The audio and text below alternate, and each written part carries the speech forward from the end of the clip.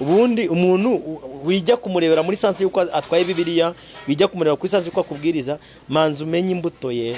ariko ubu buhamya bw'aba divorce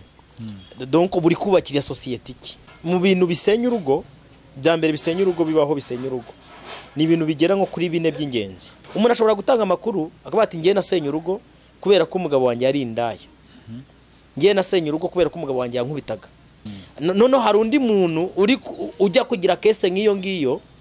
wari ukeneye kuba mubwira ukuntu yakitwara ahubwo none habonye umuntu umutize cyo nita umurindi usanga abantu benshi njya mbona ugasanga umuntu ari ibibazo aje gutura afite ahandi hantu yakabitubuye donc unamwakiye afite n'ihungabana none ryahungabana akahita ritura kuri kamera n'amarira menshi kanaka ko yabishoboye mama runaka ko yabishoboye nanjye ndamurambiwe nko kubabwira bati natwe twarabishoboye mutinyuka turashoboye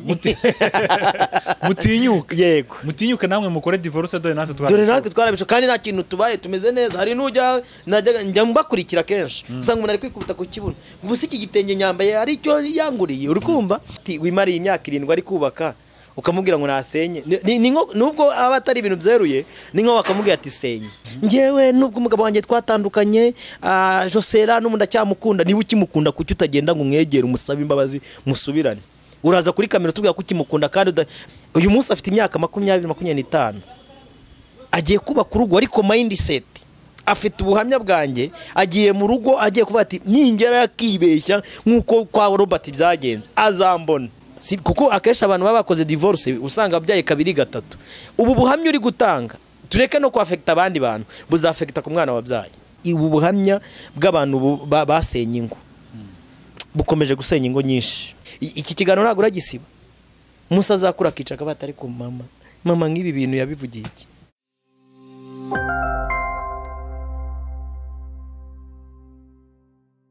reka nanjye ngusuhuza kandi ngushimira dukurikiye ku ISEZERANO TV n'iby'agaciro gakomeye cyane kubugarutse kwa natwe muri iki kiganiro reka ngushimire ko waduhisemo niyo mpamvu natwe duhora inyuma ya kamera tubashakira ibiganiro byiza nk'ibi ngibi kugira mutazicwa n'irungu nsuhuza inshuti zacu zo mu bihugu bitandukanye uretse abari hano mu Rwanda n'abari i Burundi reka dusuhuze n'abari muri diaspora mu bice bitandukanye ku migabane itandukanye kandi mwarakoze kuduhitamo nimwe bwe mutuma tuguma inyuma ya kamera tubashakira ibi biganiro kuri kamera rero turi kumwe n'ubutumirwa yego Robert twishimiye kubana nawe ku ISEZERANO TV nanjye biranejeje kuba nje ku ISEZERANO buriya rugiye umuntu agira iyerekwa ry'izina ISEZERANO ni izina rikomeye cyane kuko ISEZERANO ni ikintu gikomeye ubu nanjye nje kugirana ISEZERANO n'abo ku ISEZERANO yego ariko nta nubwo ari ubwa mbere by the way ntago ari ubwa mbere ariko haciye iminsi twahirukanaga corona ni umwaka ushize nko mu kwa 4 gutyo cyangwa mu kwa 5 urumva ko haciye igihe hafi umwaka ni mwinshi abantu rero badukurikira cyangwa se bagukurikira nizere ko bangaye nubwo natinze ariko sinaheze yego reka rero bibwire birambuye uri umugabo ntabwo najya kukuvuga maze kuba umugabo wigiye hejuru wakivuga nubwo ibyivugo byacu twirata Kristo ariko byanze bikunze dufite uko turi cyangwa se nuko na Kristo yatugize amazina yanjye nitwa Irafasha Prince Robert ndi umupapa w'abana 2 n'umudamu umwe hanyuma ndi umukristo nkabarizwa mu idini rya ADPR cyangwa se itorero rya ADPR mvuze idini hari ushobora kunyumva ukundi kuntu ariko naho ngaho nicyo mu buzima busanzwe ndi umunyamakuru mugenzi wawe Evo ariko nuko ngira ngo nuko hari abantu bashobora kuba babyitiranya we n'umuntu yavuze idini bakagira ngo ni ikintu kibi ariko ntekereza ko kuvuga idini atari na bibi no idini ntago ari ikintu kibi ntago ari ikintu kibi kuko none burya kuvuga ngo tuvuga ngo itorero rirera kandi ushobora gusanga muri ADPR ntago abantu bose barimo bari mu itorero yes niyo mpamvu ukoresheje ijambo idini ntekereza ko abantu ntago bakwiye kubyumva nabi nkunda kubwira abantu nkababwira usanga abantu banga isi yabaye mbi ngo abantu babaye babi nkababwira ntago isi ari mbi n'abantu si babi ahubwo umwuka w'ikibi n'ikiza niwe mubi niwe utuma abantu babera nabi ariko ubundi Robert se ntago ndi mubi na Evode ntago ari mubi ahubwo umwuka nshobora kwandura w'ikibi n'ikiza uva kuri Satani niwe ushobora gutuma mba mubi n'idini rero ntago idini ari ribi ahubwo ikintu cyaba kibi bitewe n'umwuka ugikoreramo yego Roba uvuze ko uri umugabo umugore n'abana 2 ni iki wishimira mu myaka byose abana babiri ntabwo uri munsi y'imyaka 5 wubatse Yes. wubatse urugo niki wishimira muri iyo myaka umaze wubatse donc ikintu nishimira muri iyi myaka maze nubatse reka nyivuge ni n'imyaka igera muri 7 ni byinshi arushaho kumva ko ari mike undakumva ko ari myinshi kuko buri urugo ni ikintu gikomeye cyane njya nkunda kugifata nk'igihugu kuko burya ibintu birwanya igihugu ni nabyo birwanya urugo niyo mpamvu buri igihugu gifite umuryango mwiza cyangwa se urugo rwiza donc kiba gikomeye rero nabonyemo byinshi bigiye bikomeye kandi byiza icyambere kuba mfite umuryango niyo nashye nkabona abana bateza amaboko baza papa kuba noneho nsigaye nitwa abantu bakamamagara najya muri quartier ngo papa Neri numva ari ishema ikindi iyo umuntu amaze kubaka urugo icyo bita status life irahinduka ubuzima burahinduka ku buryo ugera ku rwego uba uri responsable n'imigisha ijyanye n'ubwo buzima winjiyemo ikaba yagutse rero bivugiye muri icyo nabonye byinshi bigiye bitandukanye kuba uri umupapa hari na honorabilité baguha donc hari icyubahiro baguha kuba uri papa ntabonaga nkikiri umusore nabonyemo byinshi bigiye bitandukanye yego wenda turaza kuhagaruka neza wari wabivuze ngo uri umunyamakuru korera ku Mugezi TV abantu barabireba nkorera ku Mugezi TV abantu basimbukire banarebe ibiganiro mukoro ko bameze ngira ngo kenshi mukora ibiganiro by'ubusesenguzi nibyo dukora ibiganiro by'ubusesenguzi cyane cyane ari ikiganiro cyitwa Gospel Talk tuganira ku iyobokamana muri rusange ibiri kuvugwa mu iyobokamana donc ibigize iyobokamana imibereho y'ubuzima bwa muntu tukayihuza n'iy'umwuka akeshi nibyo dukora ariko dukora n'ibindi biganiro bisanzwe by'ubuzima busanzwe imibereho nibe mukora ubusesenguzi mubona abakozi b'Imana muri iminsi bari kwitwara gute abitwa abakozi b'Imana tugiye kuri kwisesengura abakozi b'Imana benshi ntago bari kwitwara neza cyokoza abana b'Imana bo bitwara neza ariko abitwa abakozi b'Imana bari gukora bakatuburira shebuja cyangwa se bakamufeta reka nkwesha iryo jambo umuntu naza evo akihamya ati ndi umukozi w'Imana nkorera Imana ubwo nyine hari ashobora kuba uzanamubaze contract ye kuko buri umukozi muzima agira contract ariko muri no minsi kitwa abakozi b'Imana benshi ntago bari kwitwara neza bikurikije uwo bita shebuja bakorera nkurikije uko bitwara ntago ari yo mahame amugenga cyangwa se amahame ye ntago bayibahiriza neza ufite impamvu nari mbibajije no ko ubusanga muri iyi minsi abantu benshi buri wese abivuga kuko abishaka yes kugeza nubwo bamwe bavuga ngo harimo ibisambo harimo abandi harimo iki hari inkuru ejo nabonye ari kuvuga ngo ni ibisambo byibisha bibiriye urumva umuntu buriya evo ari ikintu kandi niko kubuzima bwubatse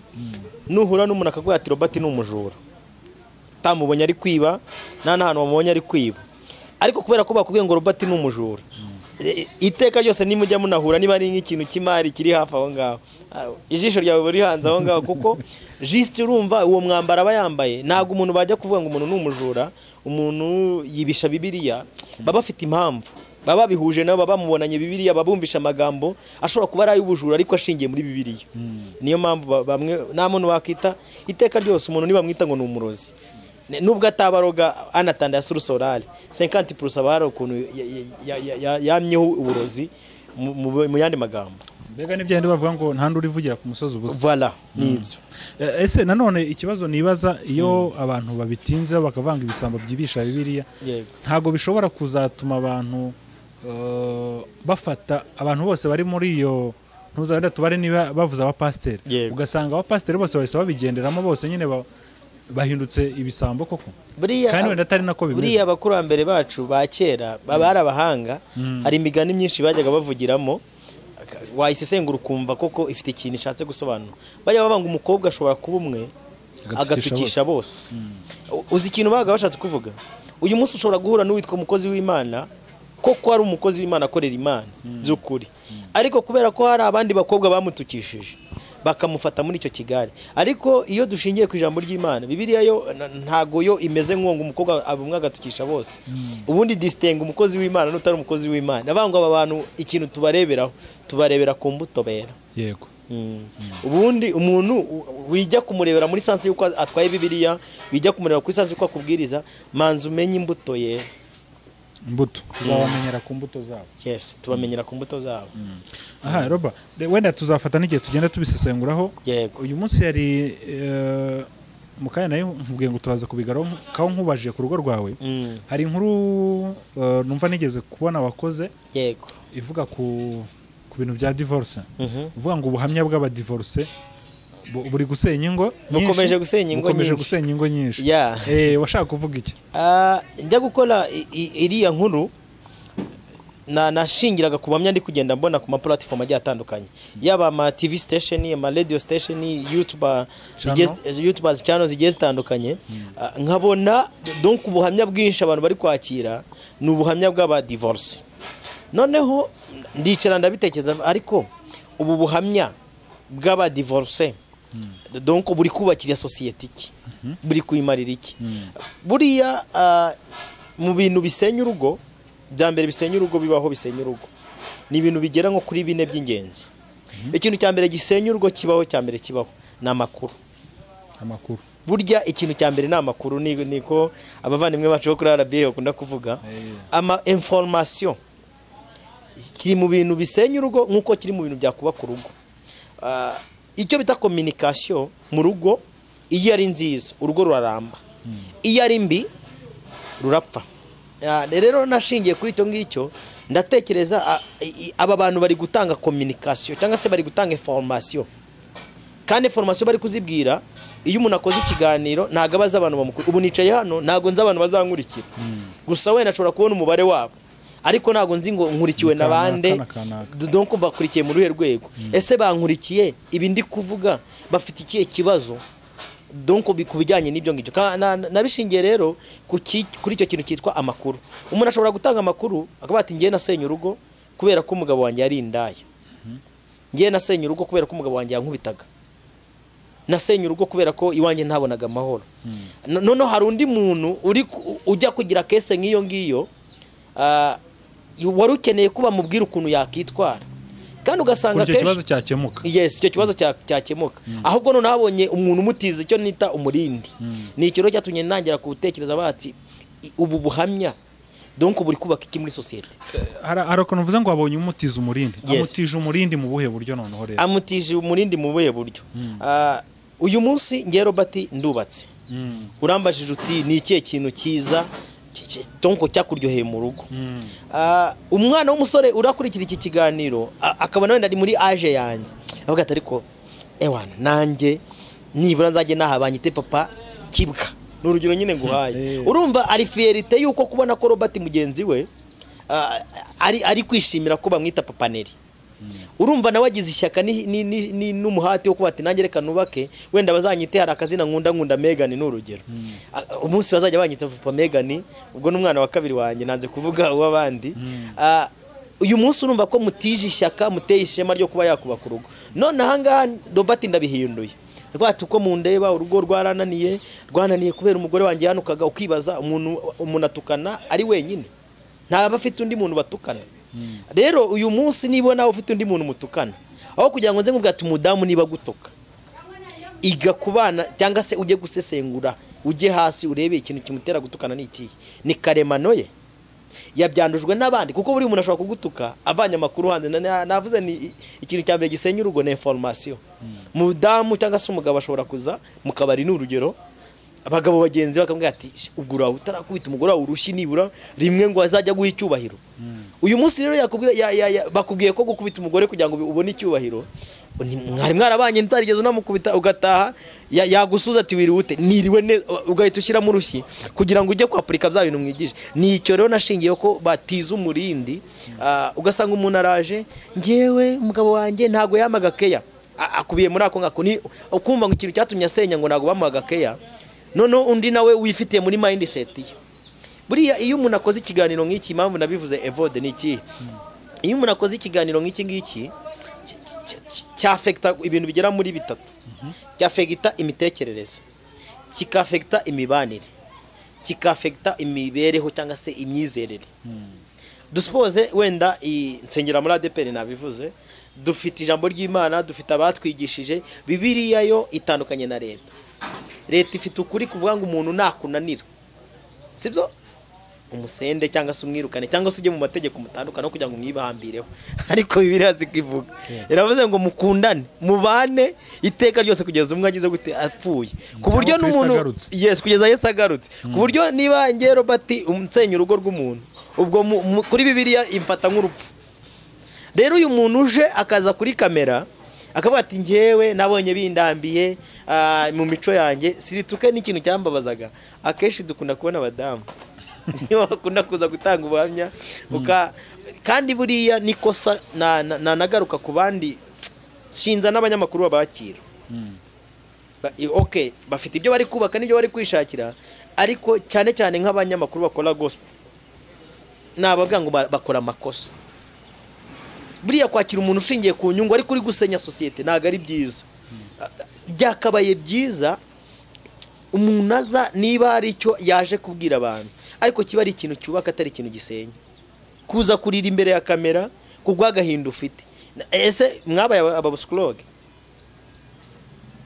Usanga abantu benshi njya mbona ugasanga umuntu ari ibibazo aje gutura afite ahandi hantu yakabitubuye, donc unamwakiye afite n'ihungabana indani muri we. Noneho ryahungabana akahita ritura kuri kamera n'amarira menshi. Nundi muntu nawe wari umeze nka we, wenda tubare ihungabana rye ry'uwo muntu wafashe umwanzuro wo kudivorsa, we ryarageze 100%. Hari undi wenda % yaryo igeze kuri 60. Urumva hongeho 20. Kanaka ko yabishoboye, mama runaka ko yabishoboye, nanjye ndamurambiwe. Ariko nicyo nashingiye mvuga ni ubu buhamya bushobora kwangiza societe mu yandi magambo.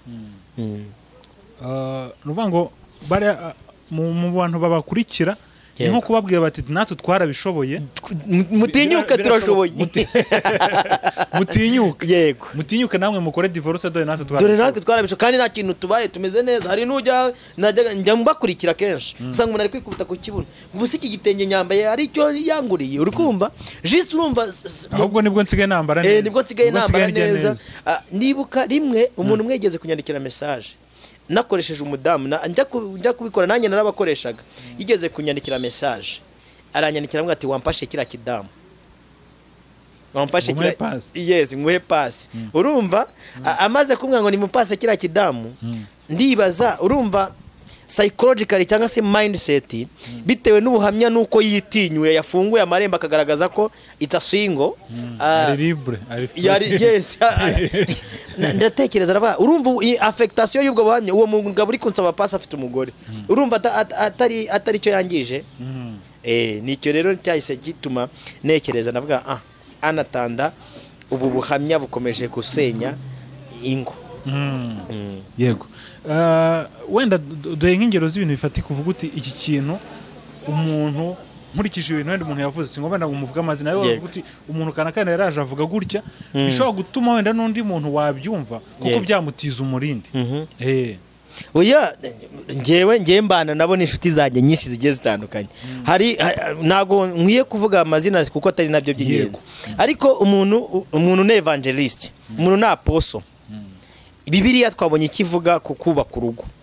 araje abaye open. Je voulais faire la première divorce puis second divorce, donc ugasanga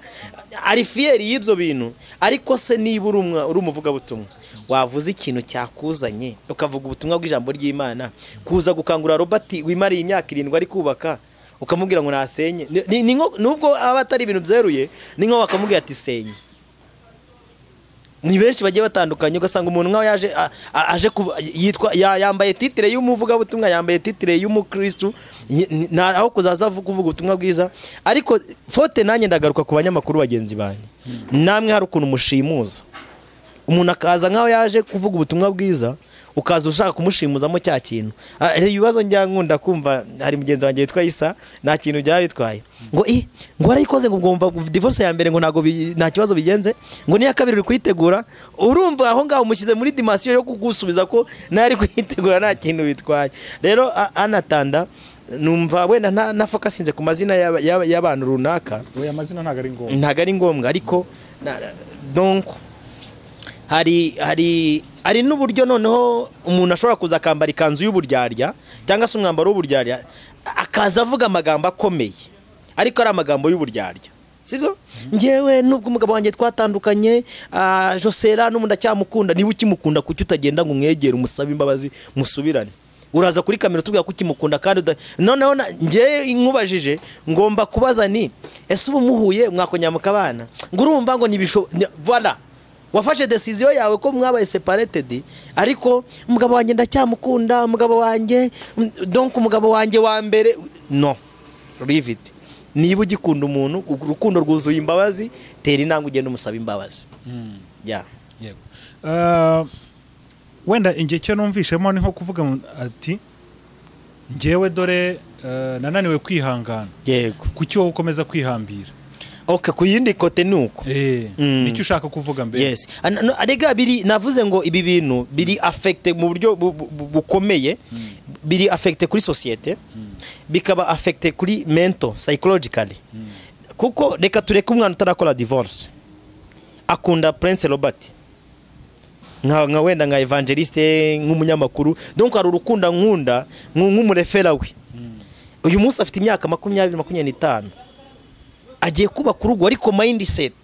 afite ubuhamya bwanjye, agiye mu rugo agiye kuba ati ningera yakibeshya nkuko kwa Robert byagenze azambona. Uri kumva? Donc urumva icyo namwigishije nicyo namuremeye, ntago nari nkwiye kujya kuri public kuko navuze ngo abantu bakurikira ibiganiro byacu dukora ntago tuzi societe duhaye ukuntu ingana. Niba ari umwana ufite imyaka 20 uri kureba iki kiganiro araza kuca avuga ati ariko kanaka hari stage n'ubundi muri mind ye azagenda avuga ati ngiye nibigera kuri step na mugenzi wanjye Robert yarabikoze nta kibazo nanjye nzabikora. Urumva icyo kintu wangije nubwo cyangije uyu munsi gatatu. Buriya iyo uje ugatanga ubuhamya, kuko iyo umuntu muri icyo bita eloquence de conscience umuntu ari kuvuga akeshi arirekura yibuka ibintu yavuze ari uko amaje kongera kubyuza. Ubu kugira ngo numve ibintu navuze nuko naza gusubiramo iki kiganiro ngacyumva neza. Rero iyo umaze kuva kuri kamera hari amagambo ushobora kuba waravuze ukibagirwa ko wasize umwana mu rugo. Kuko akesha abantu baba bakoze divorce usanga byaye 2-3. Ubu buhamya uri gutanga tureke no kwafecta abandi bantu, buzafecta ku mwana wabyaye. Niba ufite umwana w'umukobwa uyu munsi afite imyaka 15 teje azakora ubukwe, azashaka umugabo namara kumushaka nihagira kesiba uruwa nyoko uruwa so. Yego, kubera ko wabayeho ubuzima, donc umwana nawe ayandura uwo mwuka wawe kuko donc yonsa amaraso n'ibitekerezo byawe. Kankwe nk'urugero rwa hafi, hari umwana umwe nigeze gukoresha ikiganiro, mama we yari yaramutajya gushaka undi mugabo, maze kumukoresha ikiganiro ambwiye agahinda afite numva ndababaye, nicuza icyatumye mama wajya gutanga ubuhamya muri societe. Avuze ati iyo ngeze ku ishuri nambara ikanzu ya mama, dore babana nyina byagenze gutya, dore wa mwana mama we gutya. Urumva tureke no kwafecta societe yindi y'uruhande, nawe ubwawe uri kwiyangiriza. Niho rero nakoreye iki kiganiro ndavuga ni ubuhamya bw'abantu basenye ingo bukomeje gusenya ingo nyinshi. Ushobora kuba umuntu akavuga ati twasenye izihe wambonye hehe, ariko muri affectation yijyanye n'imitekerereze. Urumva wangije societe, uyibwiye donc naratsinzwe, nge naratsinzwe. None hari abaza bagatanga conclusion anatanda basoje, urumva ibi bintu nakoze nge naratsinzwe nibizakubeho. Kubera iki? Muri development yawe wantinyuye, kubutanze umwanzuro ngo ibi bintu ntuzabikore, kandi mu gutangira bambwiye ati ngewe twarabanye sinihanganira kumwe. Ubundi ibintu bisenya ingo evo bikomeye cyane. Navuze ngo icyambere na makuru, iyo umuntu agize information mbi ku rugo rurasenyuka. Kabiri, buriya ibintu byinshi bisenya urugo cyane n'ubusambanyi. Gatatu, nicyo bita imiterere cyangwa se ubumuntu bw'umuntu, personality y'umuntu. Buri umuntu ashobora kubana n'umuntu personality ikamunanira neza burundu, ariko ikosa bari irya personality naniye. Buriya ngiye mbana na Evo dafite ubumuntu afite amaraso y'ubwoko runaka, afite uko abaho, akunda kuvuga bigenze gutya, arakara gutya. Irifo yo kumanza kwiga mugenzi wawe mukabana ukamumenya neza. rero urumva niba uje gutinyura umuntu kandi umuntu uje gutinyura arega hari n'umuntu uzagatanga ubuhamya agasanga exactement umuntu atangiye ubuhamya ameze nk'uwo ari donc nkawe ku giti cye bajya guhuza character n'imigenzereze n'imitekerereze ubwo uwo muntu ahita avuga ati ninze kugera mu rugo gusa nago narinzi ko ari ngibi ibintu urumva yari yarabuze ikintu donc kimuhumura amaso nicyo cyatumye nkora icyo kiganiro bega tubare yarwaje umugabo imyaka 5 ananirwa kwihangana araruta yes. hari umurwaje imyaka 10 yes urumva juste duspose umuntu yumviye ubuhamya ari mu bitaro agati ngiye umugabo wanjye rwose yararwaye ku mwaka wa mbere ku mwaka wa kabiri fata umwanzuro ndabireka n'urugero nyine ngo haye undi yari amaze 10 sibyo ubwo muri iyo myaka 10 yari yarihanganye wenda hari n'indi jambo rya muhumurizaga ariko abonye none umugati ibyo bintu urimo we never know leave it nicyo rero nicyo cyatumye mbikora so kwibasira abo bantu ariko yaba twebwe tubakire evode niba yakiye umuntu aje gutanga ubuhamya wimushimuza kugeza ku rwego avuga ibintu birangiza society ese nawe uje gutanga ubuhamya ni ngombwa ko ari ibintu za kuvugira umuntu kuko iyo twicaye hano turi kuvuga izi kamera zacu naga ari nziza ibi bintu tuvuze biba birenze donc ngakarenza umuntu akarushya hamagara ubu ibyo ntavuze nago nabibazwa ariko ibyo namaze kuvuga nabibazwa hari n'umuntu utanga ubuhamya ugasanga abwumvisha bitewe n'igihugu aherereyemo imico yiwabo donc na societe arimo reka nkwe urugero rwa hafi ari nk'abantu bamwe bajya bakira abantu umuntu akaza agatanga ubuhamya bw'ukuntu yasenye urugo ariko gasanga urwo rwero yararwubakiye baba muri state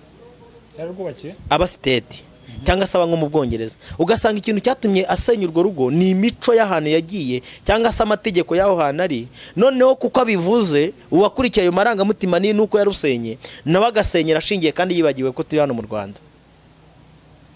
yasenye kubera imico yaho yes yasenye kuri hano mu Rwanda ahisa yambara iyo kanzu nawe aragashaka kujya gusenya ashingiye kuri iyo mico kandi atari imico y'ina ubwo se urumva udakosheje kuza kutugaburira imico yo muri Amerika n'ukuntu babaho kandi mudufite ubuhamya bwinshi bugiye butandukanye ubwo urumva urasenye n'uwaguhaye mikoro inyungu yarari gushaka nkuko turi kubivuga ariko nawe yangije societe yes ubona none wenda nk'umuntu wa divorce ubuhamya kwiye gutanga ari ubuhe umuntu wa divorce ubuhamya kwiye gutanga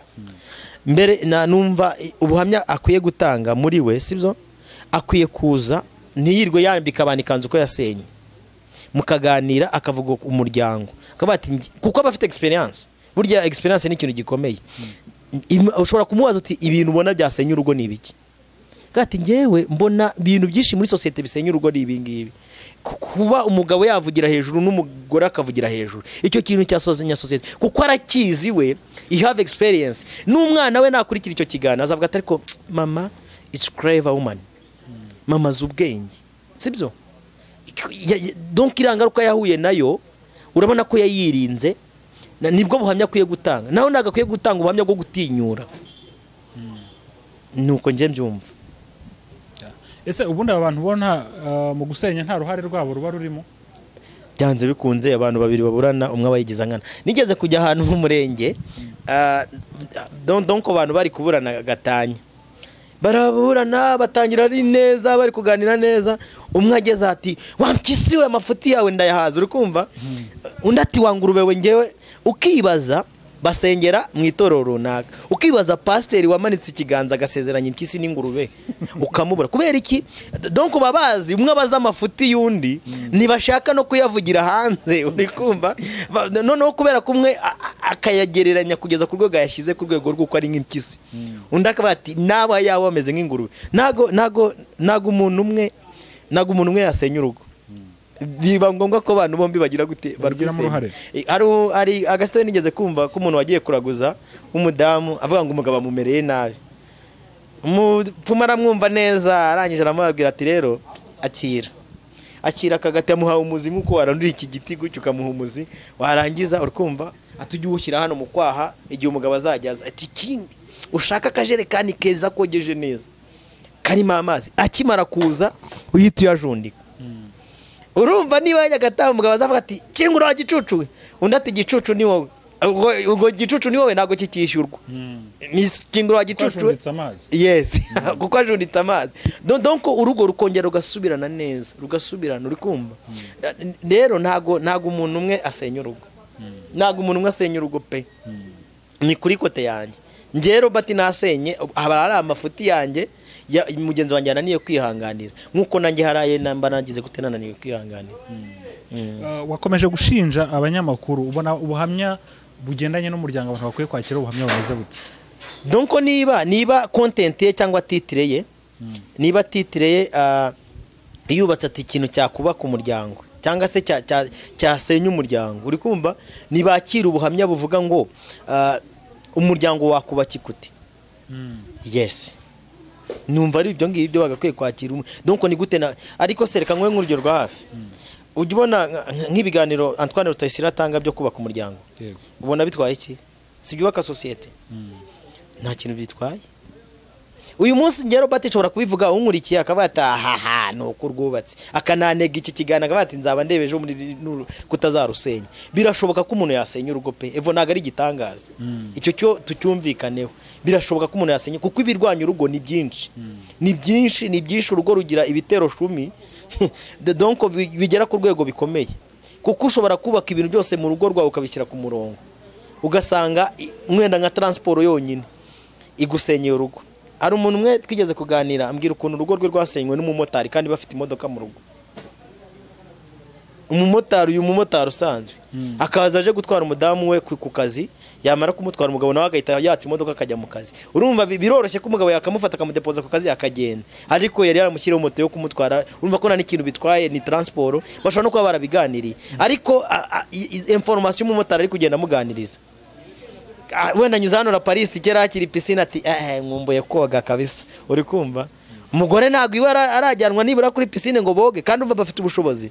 undi ati tubwose bibikuma atari kuzi kuko gukuna bari byiza ati none ari nk'irubavu ati tuzajyaneyo kuko buriya icyo bita information ni ikintu gikomeye cyane rero ubuhamya abanyamakuru bakwiye gutanga cyangwa no gutambutsa bakwiye gutambutsa ubuhamya bwubaka kuba umuntu yarakoze divorce si bikuyeho ko yatanga ubuhamya ariko natanga ubuhamya donc butari negation butari negatif buri positif numva ari icyo ngicyo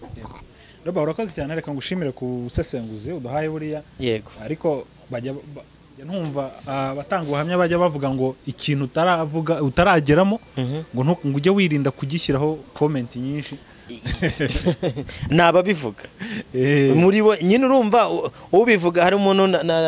nizo nimvuga z'abarokora kenshi ngo umuntu ngo ntiyamenya ko atasambana atarahura n'umusambanyi nyine ntabwo bagahuye nawe none se tureke kuvuga ibintu ngo nuko tutarahura nabyo abahuye nabyo rero natwe ntabwo dushaka ko babivuga kuko biradukururira kujyayo kandi ntitubishaka siko umuntu niba yarahuye n'ikintu arakivuze an experience afite kucya yumva abuze umuntu kukivuga ubu evo reka nkwe urugero rwa hafi ubonye umuntu aje kukumenera kamera wamwemera akayimena kugira ngo uze kuvuga ukuntu kamera yamenetse cyangwa wamubwira ati no utangurira kuri kamera ngiye rega ubundi kuvugira abantu batarasenya kandi turababaye yego ndabizi iyo ukoze ikiganiro nk'iki ngiki commentaire ziba nyinshi ariko ubundi ukuri kuraryana kuba wasenya si ikibazo mbisubiremo ariko kuba wasenyera abandi sinzi niba wanyumvishe neza navuze ngo gusenya ntago ari ugusenya directement hari ugusenya directement hari no gusenya indirect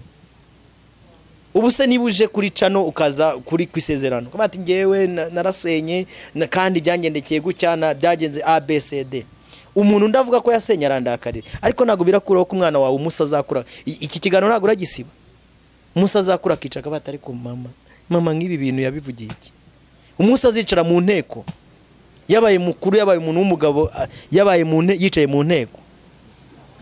bakaba ngombwa ko hari umuntu umanika ikiganza kabati urabivuga hiki cya gikomere kiraza inside anyway n'uyu wakomeretse akwiye kuvuga ariko se aravugira hehe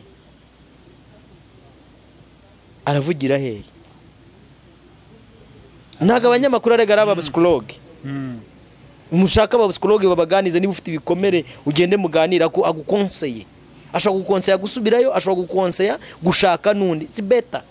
ariko niba wanamushatse don't come to tell uwa mbere byagenze gutya. Nuko nekereza mbivuze nka Robert Paulo niwe wajyaga abwiriza abantu yangizaga ati mbivuze nka Paulo nanjye mbivuze nka Robert kandi mu Rwanda dufite icyo bita free speech, umuntu afite uburenganzira bwo kuvuga ukuntu yumva ibintu. Hari abantu tugomba kubyumva kimwe, hari n'abari tutabyumva kimwe. Murakoze. Yego Roba, urakoze cyane kwese nguzi duhaye ubwo bari badukurikiye banyarukiye no ku Mugezi TV barebe hariho n'ibindi byinshi cyane nyine bagenda bareba ubusesenguzi bwinshi ugenda utangayo. Yego. Reka ngushimire, nshimire n'abari ku kiye bigano byacu byo birakomeza.